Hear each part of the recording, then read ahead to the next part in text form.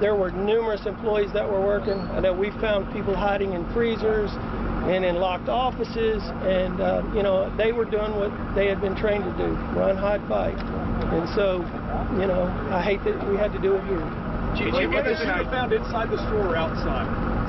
The shooter. That's part of the investigation. I don't want to get into that. Can you give us an idea? Can you give us an idea of what kind of weapon he was using? No. We're saying it was big. I'm not going to go into that at this point. Let's get through the investigation. Remember, we're 2 hours away from the most horrific event that's occurred in Collierville history. Was there any incident that happened prior to the shooting in the altercation? That's part of this investigation. Chief, there's an image circulating on social media about a person who is suspected to be the suspect on the top of the building. Can you confirm or deny that? I cannot. I can tell you this. I was part of a team that extricated an employee of Kroger from the top of the building, so it's more than likely going to be a Kroger employee that was working on the roof. Chief, what's just the aftermath of this for this community, these employees you were just mentioning? How does this rank in Collierville history right now, what you all are dealing with right now? I mean, obviously, it's like every other community in the country. It's horrific. We hate that it happened, but this is one of the most resilient communities in America, and one of the best police departments. I'm very thankful. I watched guys that ran into the front of that building, knowing that historically, not in this case, but historically, many of these shooters have very high-powered rifles, and not one of them hesitated going in that front door. Chief, we saw you. Were you meeting with the employees over here? And are they okay? How are they responding? I have met with some as we were bringing them out of the building. I have not talked with all of them. So yes, ma'am. Okay. I tell you what we're going to do. We'll take one more question, and then we're going to pause this for about 3 hours. So anybody else? One last question. Yes, ma'am. All the victims are there at Regional 1? No, they're spread out among all the area hospitals. And because we're getting ready to leave, what equipment are you waiting? Do you need to go in his car? Do you need some equipment to check the shooter's car? That's part of the investigation. So we're going to hold that right now. What we don't want to do is create unnecessary fear. Okay. All right. Thank everybody. I appreciate you. There you have it, Chief Dale Lane with the Collierville Police Department giving us an update. And so at least now we have more information. We know that there was one shooter, they just believe, one shooter who is deceased now and possibly a self-inflicted gunshot wound. Right. And of the people that were injured, we know 13 people were shot, and sadly the police chief reported that one person did die, and it doesn't look like that person was transported, so that person may have been deceased there on the scene when officers arrived. But you know, he painted a picture of he said it was the most horrific event in Collierville history for this to happen, but he said his community is resilient and hopeful that they will bounce back, but they have been through so much today. And he also painted a picture and told us about, I guess, the trauma that these employees may have experienced and how they had to go aisle to aisle, room to room to search for them. He said that they found some hiding in freezers, some hiding in offices. They'd lock the door to try and secure themselves, and they even pulled one person off the roof who had been working on some equipment, but evidently was hearing what was going on inside the store and had to be brought to safety from the roof. So we now know a little bit about what happened. We still don't know what precipitated that. That's something that the investigation will likely reveal as they get into this, but we do know that they are still going to search for the car that is, well, the vehicle. We don't know if it's a car or an SUV that is in the parking lot of the Kroger right now. Chief Lane says that they're going to give a thorough search of that vehicle to see what they found, what they might find there, but they won't go into what they expect to find there. And that's why he said it was a couple of active scenes, because the active scene is checking out that vehicle that the shooter had, because that is in the parking lot of the Kroger. So that's an active scene where they they are looking at that. He also said they're checking out the body of the shooter, who is deceased, but they're checking his body, going through, I guess, pockets and seeing what other kind of weapons he may have had on him and those sorts of things. But like you said, Stephanie, they said the SWAT team came in and they were going from aisle to aisle. You can imagine the SWAT team with guns drawn coming in, just looking, because they're not sure what they're going into, how many shooters there may have been, if the shooter was still alive, especially they're thinking that it was a self-inflicted gunshot wound. But when officers go in, they don't know that, and they don't know what situations they're getting into, but they're going in to try and get these people out safely, and that's what Chief Lane said. They didn't hesitate to go in, knowing that someone was in that Kroger with a weapon, shooting that weapon, but they went in to try to save those people. And you can imagine what those workers saw or thought, or what was going through their minds, that you never think this is going to happen at your workplace. And he mentioned those workers, but also just the people there shopping for their groceries. Right. You imagine they had no idea. They were just hoping to run in and run right out, or get their grocery shopping done and be done with Kroger for the day. Never in a million years if they imagined that something like this would happen while they were there. But you know, you did mention just a few seconds ago, April, about how he said those officers just went right in and they knew that someone inside had a gun, you know, that had precipitated this. But he said they had trained for this just 2 months ago at Collierville High School, had gone through some kind of training to try and prepare them for a situation like this. So they were well trained when they went inside that building. But, you know, I guess, but how much training can you actually ever have to prepare yourself for something like this? But we hope that everyone, you know, that needed that support, that they got it today. And a lot of people are at home, you know, just hearing this. Maybe you're just getting home and you're wondering what is going on and what we can do. And they said right now we can pray for those families. 13 victims, and someone asked how serious are those victims' injuries, and he said very, very serious. And they're going to the regional med. That's where WRAG Stacey Jacobson is standing by. And Stacey, you've seen some ambulances come in. Now we know that there are 13 victims. So you talked about all the ambulances we saw. Now we know why there were so many.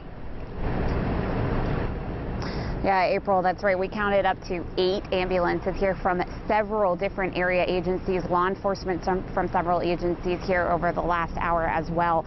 I do want to point out something Chief Lane said.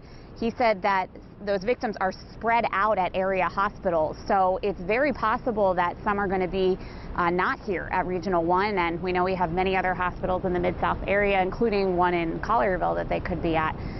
So just setting the scene for what we have here right now. We still have 1 ambulance parked outside here, and we have a couple of others here, but it does look a little different than it did just about a half an hour ago before Chief Lane spoke. At that point, we had 8 lined up here, and that does seem to be cleared out.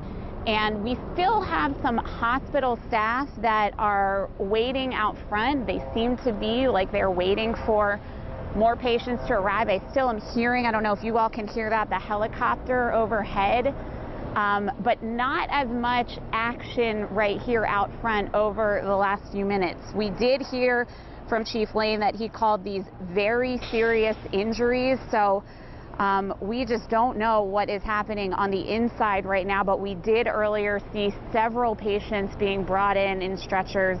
One thing that might explain why we've seen 8 ambulances, but they're saying there's more victims than that. I did see one ambulance that had 2 people that were both taken into the hospital on stretchers just coming out of that one ambulance. So we're continuing to monitor, April and Steph. I'll send it back to you. All right, thank you, Stacey. And we are hearing that at least some patients were taken to Methodist University Hospital from our sources. So we are working to get more information about exactly how many and the extent of the injuries of those who were taken there. But of course, we know that the Regional 1 Medical Center is the trauma center. So those who are your most seriously injured would be going there. And Stacey said that helicopters are still hovering aboard. Not sure if a above, not sure if they're going to bring more patients or if they're going to get patients and bring them there. So we're still trying to sort all of that out. But again, we have not heard from Kroger at this point, but we know that those in administration are at the Collierville store, and it appears from what Stacy tells us she sees outside that some of them may have been outside Regional 1, maybe meeting with family members and that kind of thing. Yeah, but we do know that 13 victims, 13 people were injured, very serious injuries inside this shooting at Kroger, and one of those individuals died. It was one fatality. They did not say whether that was a man, woman, child, but one fatality, and then the shooter is another fatality, which may be a self-inflicted gunshot wound. So as you can see, a lot to kind of sift through all of this and try to get some type of explanation, because most people want to know why. What caused this? Why would someone go inside a Kroger store at 1:30 in the afternoon on a Thursday and open fire? Did the person know anybody in the store? Was it just random? A lot of questions that right now the police cannot provide those answers. That's going to be a part of their investigation. But these families and these workers that have experienced this and that have gone through this want to know those types of things as well. Why did this happen, and you know, what brought this on? So that's something that we hope to find out in the coming days, in the coming hours, in the coming days. It may take for that, but they're already saying that the investigation goes on. Still an active scene, even though the shooter is deceased. The victims, a lot of them are on their way, if not already, at the hospital, but they do have a vehicle that they're going over that belonged to the shooter, going over that vehicle to see what was in it and any kind of indication as they can get about why this may have happened, and then checking his body to see what was on, any kind of notes, his ID, any other weapons, that kind of thing, to find out any clues to why this happened. Yeah, that's what they're looking for, is the source and the motive for all of this. And you know, when he talked about they're going to be extremely careful when they get ready to search his vehicle, because, and we do know that it is a male, because he alluded to the shooter as a him, so that part we do know. At first we didn't know if it was male or female, but he said when they get ready to check his vehicle, they want to be careful. They don't know if you know, they might find anything that might be explosive or whatever. They don't know the state of mind of this man, what he would do to his vehicle, so they're going to be very careful when they check the vehicle. And he didn't want to get into a lot about what would be done and how they would do that, but just that was a separate scene that they were working still at the parking lot of Kroger. Again, all of this unfolding at 1:30 today. A call went out to dispatchers at the Collierville Police Department, and within just a few minutes, the police department was on the scene. I think the call came in at 1:30. At 1:34, I believe he said, the first officer arrived at that Kroger. And they found multiple people had been shot. The SWAT team, as you can imagine, you're called to a scene. They know gunshots have been fired, and I'm sure at that point there were people who probably got out immediately. So they come out and they're greeting officers and trying to describe what is going on.